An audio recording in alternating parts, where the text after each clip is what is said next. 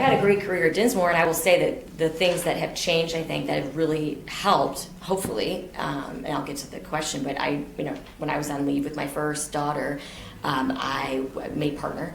And then I made equity partner after being on leave with my second, which to me, was a huge feeling of support that I could have that. So I don't know if you've seen, in your experience, the progress or any kind of significant change that have helped women in their careers and being in leadership roles too. Well, I actually think bar associations have led the way. Bar associations have been far more women forward and diversity forward, long before law firms figured it out. Long before. In fact, the bar association's been, this bar has been a catalyst for the work we've done with getting lawyers of color and women hired by corporations. We had that whole thing going. The round table that was started, Lord knows how many decades ago. But this bar association and really the state bar and the ABA have all really been at the forefront. And they have led the way. They've led the way in helping the legal profession open its doors to women and recognize the worth of women and other diverse members of our profession so that we better reflect the population we serve. Yeah. It's interesting. I backed out of law firm practice, at a point when I felt like family demands, litigation was getting a bit of a drag. As we all know. And I made a decision to go in-house, and I took a variety of in-house positions as well.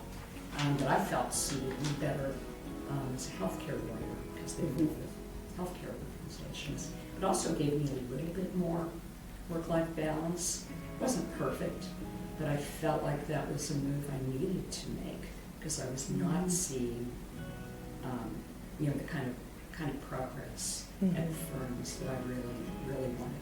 Then turned around and went back to law firm practice and decided to craft a counsel relationships. I didn't get into the mix of promotion, partnership, etc. I kind of did my own deal for the law firms I worked at during the latter part of my career. That's great. Maybe it was a cop-out. I don't know, it worked for me. It's your life. What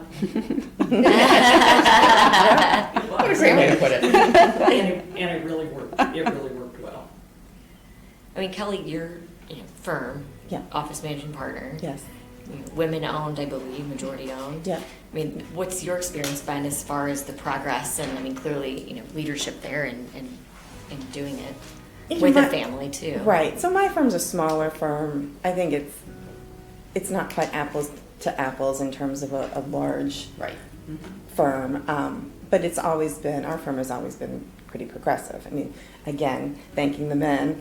Brandy Freaking, our managing partner, was very conscious and intent about hiring women associates and giving space for women associates. Carrie Barron, my partner, she was part-time when she became a partner.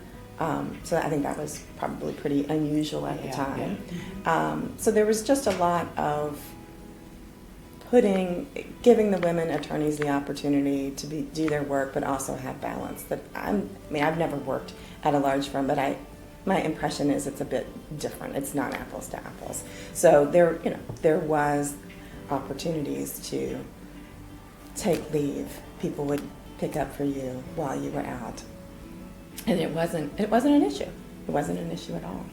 Well, what the smart guys figured out is that women are really good lawyers because we're really detail oriented. Right. And most of our practices really need detail. Right. And so we do a really good job. Yes. And they're like, this is a good idea.